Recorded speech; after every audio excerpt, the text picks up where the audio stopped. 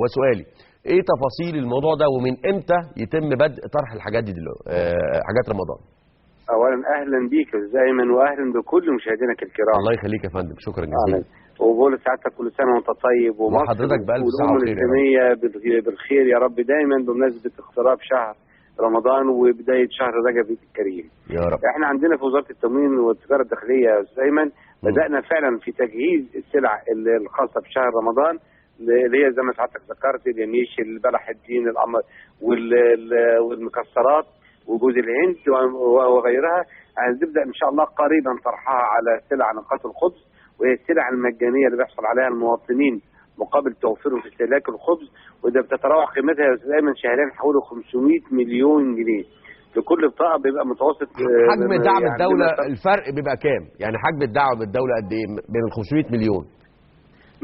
ده ما فيش فيه دعم يا زلمه، دي المبالغ اللي بيتم توفيرها سنويا من منظومه الخبز اللي الحمد لله تم تطبيقها بنجاح، وقضت على التسريب اللي كان بيحصل في المنظومه بيقترب من ال 12 مليار جنيه سنويا. يعني الحاجات دي هتنزل على بطاقه التموين ومش مدعومه لان فرق الخبز عوضها. يعني مفيش تكاليف على الدوله، ده سؤالي. لا بدون اي تكاليف، ده كان هذه المبالغ دايما كانت بتتسرب من منظومه الخبز القديمه. ولذا الحمد لله بعد نجاح المنظومه تم القضاء على التسريب اللي كان في المنظومه القديمه، فتوفر اكثر من 12 مليار جنيه بنوجههم للمواطنين في سلع نقاط خبز، ودي من ضمنهم السلع هتبقى السلع الرمضانيه اللي هيتم طرحها على سلع نقاط الخبز. واحنا حتى الان زي ما احنا صرفنا اكثر من قيمه من 450 مليون جنيه سلع نقاط هذا الشهر.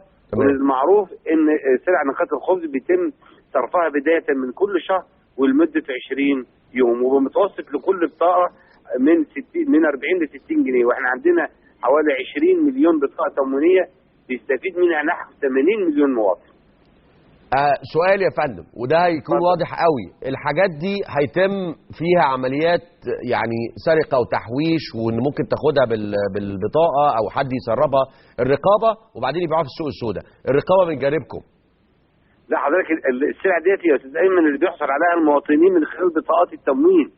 يعني كل فرد عنده بطاقه تموين وبيوفر في استهلاك العيش بيحصل على هذه السلع. انا قصدي على اللي بيبيع يعني الممول اللي هو مكتب التموين ذات نفسه اللي بيبيع الحاجات دي بيديها للناس. لا مش مكتب التموين، السلع ديت بيتم طرحها في مكانين، المجمعات الاستهلاكيه ومحلات البقاله التموينيه بالظبط. يعني بشكل كبير موسع، يعني مش هتروح لمكتب الموزع التموين مع الدقيق والسكر والحاجات دي، هتروح بس لا حضرتك هي معروف ان دلوقتي المواطن من حقه يصرف التموين بتاعه او سلع نقاط الخبز من اي بقال تمويني او مجمع استهلاكي في المحافظه من خلال بطاقته التموينيه. فكل مواطن بيوفر في استهلاك العيش بيطلع له حاجه اسمها سلع النقاط بتتراوح من 40 ل 60 جنيه. هيحصل مقابلهم على سلع اللي هي السلع الرمضانيه المجانيه. انا بشكرك جزيلا استاذنا استاذ محمود دياب المتحدث باسم وزاره التموين. كل سنه وحضراتكم بالف خير ورمضان طيب عليكم. ووزاره